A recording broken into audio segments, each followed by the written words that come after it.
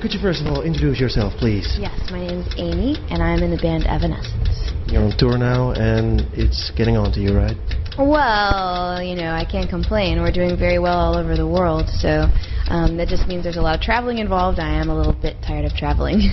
We're very happy about everything that's happened to us. You guys are exploding. It's amazing. Yeah, it's been really weird. Because I can remember you guys when you played the acoustic session for our station. It was like still very much coming up. Yeah, absolutely. That was only like maybe 3 months ago? If that much, it wasn't long ago at all. Yeah, it's crazy. Everything's happened very quickly, and it's one of those things, you know, this is the kind of job, this is the kind of industry where you can't predict anything, you can't expect anything, you never know. And I just really had mentally prepared myself for, you know what, I have no idea where I'm going to be tomorrow. I could be sitting on my couch at home, jobless, or we could be, you know, worldwide superstars or whatever. It's just one of those things where you just have to be content with either one, just as long as your music is out there, and I am. I was really struck by the video you guys did for the single. It's amazing. It's totally expensive, of course. Not really. Thank you, though. Come on. It wasn't that expensive. It was very reasonable, actually. We shot it in Romania, which helped the cost, I think. We didn't build that whole building. We just built like 3 stories of it, and it was really great. Actually, we're working with a director who's really good at maybe not cutting costs, but just like he's really creative and can work with what he's got. So, and actually we worked with him again on the second video, which isn't out yet, but it'll be out very soon, for Going Under. What's it like? What's it going to be like? I love it. I like it a lot better than Bring Me to Life even. It's very interesting. It's good because it gives us an opportunity to really show our image as a band. Bring Me to Life was more of a character piece, you know, and this is more like Evanescence. This is what we look like, you know, this is who we are. And there's a lot of live performance. There's actually some really cool underwater footage, which is really amazing. So elaborate on that, please. I don't know. I can't. I was underwater all day the first day of shooting. I made this dress that's all like pieces of white fabric flowing all over the place, and I just did a lot of singing under there. I did some acting, like going around under there, but they didn't use. What they mainly used was a lot of just like the singing. I just like was singing underwater. They had speakers under there and lights and cameras and divers, and it was really cool. So let me get this straight. To record a singer underwater, you need to have the sound as well underwater? Well, if you can't hear it, then you wouldn't know the rhythm or the timing. So, yeah, they had underwater speakers. Can you actually hear that? I mean... Yeah, and I can hear the director talking to me, too. He's like, okay, Amy, we're going to shoot it again. Stay right there. You know, get closer to the camera. Hold your breath. I'm like, and I can't say anything, so I'm just like, like looking in the camera, like I can, like he can see me on the screen looking straight at him under there. It's really funny. Hey, let me get back to this point that you guys are really exploding. A lot of people who haven't heard of you at all, and now suddenly you're there. To those people, who is Evanescence? Who do I want them to think we are? Yeah, well, whatever. I don't know. We're just a band from nowhere. We've been really lucky. Our music is dark and beautiful and edgy at the same time. I just want people to hear our music and feel like they can connect with it, like someone's talking to them, like someone understands them. Where are you guys from, actually? Little Rock, Arkansas, USA. We know that place. Do you? Yeah, of course. Oh, President Clinton. There you go. Sure. Hey, and so you guys are from Little Rock, and you conquered the world. I mean... Not yet. We're on our way. Still, I mean, come on. It's very obvious. You have a #1 hit in England. I mean... Thank you. Well, I don't know what to say. Well, how did you pull it off? I don't know. I've always believed in myself. I've always believed in our music from the very beginning, even when, you know, everyone was like, you know, this is not a stable career, you need to go to college, you need to do all this stuff. I always had firm beliefs that our music was good, and that if I just poured my heart into everything that we did, and as long as I loved what we were doing, then we would be okay, and that we would make it enough to make a second record. And I think that's the secret, honestly, is just believing in yourself even when nobody else seems to. So it must have been hard in the beginning, right? Not too hard, you know. My parents are musicians, so they supported me, but at the same time, you know, they know how hard it is, you know, to break into the industry and all that, and they were like, Amy, it's nice to have hobbies, but, you know, stick to school, you know, stick to your studies, stick what's stable, you know, like any good parent would say. So sometimes it was frustrating, but For the most part. Once we got a record deal, and then for 2 years, we were allowed to just write music before we made the record. They were just like, write more music. And we were like, okay, you know, it was awesome. Once we got to do that, it was just easy. So how did you get the deal? I mean, you played a lot, or because that's really hard in the States, right? It is. And we didn't play a lot. Honestly, it was a weird miracle because what we did for about 6 years was nothing but write music and record it on a crappy little recorder in Ben's apartment. And like I'd sing vocals in the closet, and he'd be recording in the living room. And then like twice a year play a show in Arkansas. We never played anywhere else. Like just once, a couple times, you know, because we had to get it was Ben and I only, and we had to pull a whole band together. And we had to pay them and all that stuff, so it was hard work. But we really didn't play a lot of shows, and the way that the label heard about us was from some guy that was in a studio when we were mastering these demos that we'd recorded in the house in Memphis, Tennessee. Pete Matthews, a producer, came down the hall and was like, whoa, and really liked our music. And asked us who we were and all that. And a week later, he had our CD. He was like, hey, do you mind? I'm going to LA and LA and New York. Do you mind if I take your CD and show it to some people? Because I'm going to be there anyway. And we're like, okay. And yeah, honestly, it's been a few different instances. We've been really just, I don't know what the word is, blessed, I guess, because people have fallen in love with our music and wanted to go out on a limb for us without any gain, like without trying to get a piece of us or like, you know, rape us for money. You know, it was all about like, I love your music and I want to do whatever I can to be a part of it. It happened a few times, and I'm just so grateful for those people. So you must have a lot more songs than what you recorded on the album, right? I think you're already working on a new album now, I think? We're always working, but we have songs that we wanted to get onto Fallen that didn't quite, because we didn't have enough room, you know? So, I think there'll be songs that we already have that'll end up on another album just because I don't want them to go to waste. We've been writing for so long. But I'm sure we'll revamp them. And there's much more writing to do. We've just been so busy touring that honestly that's been the main focus. But there are always ideas in the works. Ben and I each have a few songs apiece for at least started. So now in Holland we have this band called Within Temptation. You know them? I heard one song of theirs last time I was here, actually. I think they're very interesting. I think they're very dramatic. I like them. Definitely dramatic would be the word. How would they do on the stage, you think? I don't know. It's kind of off the wall. It's hard in the States, especially for music like ours, because if you're not having fun and like, you know, it seems like if it's not peppy and fun, then a lot of stations don't want to play it because it just brings you down. And so it was hard even for our music, which is so dramatic, you know. So I think they probably have similar problems that we had. Hey, could you tell me something about the lyrics for the single? Because well, please elaborate. Okay.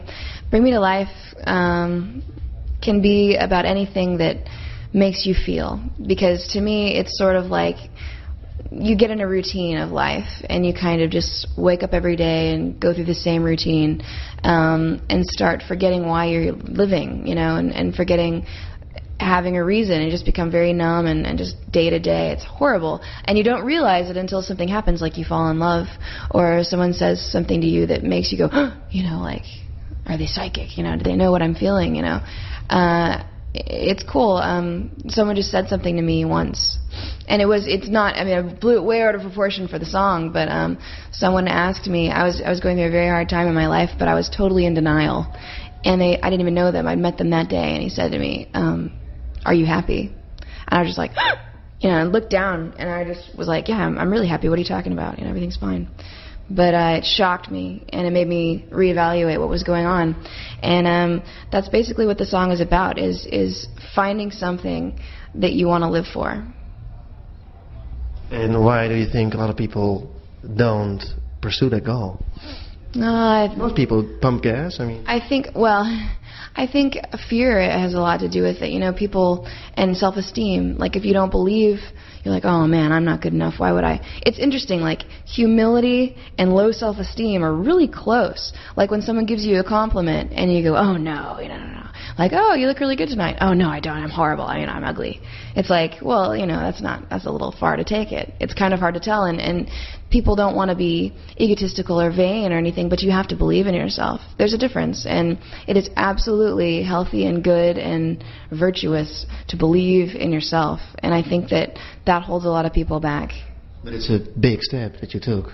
Yeah, Did you feel that way as well? It's been a struggle. I think it's a struggle for everyone. I mean, it definitely was a struggle for me, but about this one specific thing about us, which is our music, like a collaboration of Ben and I, I've always believed in our music. That wasn't hard.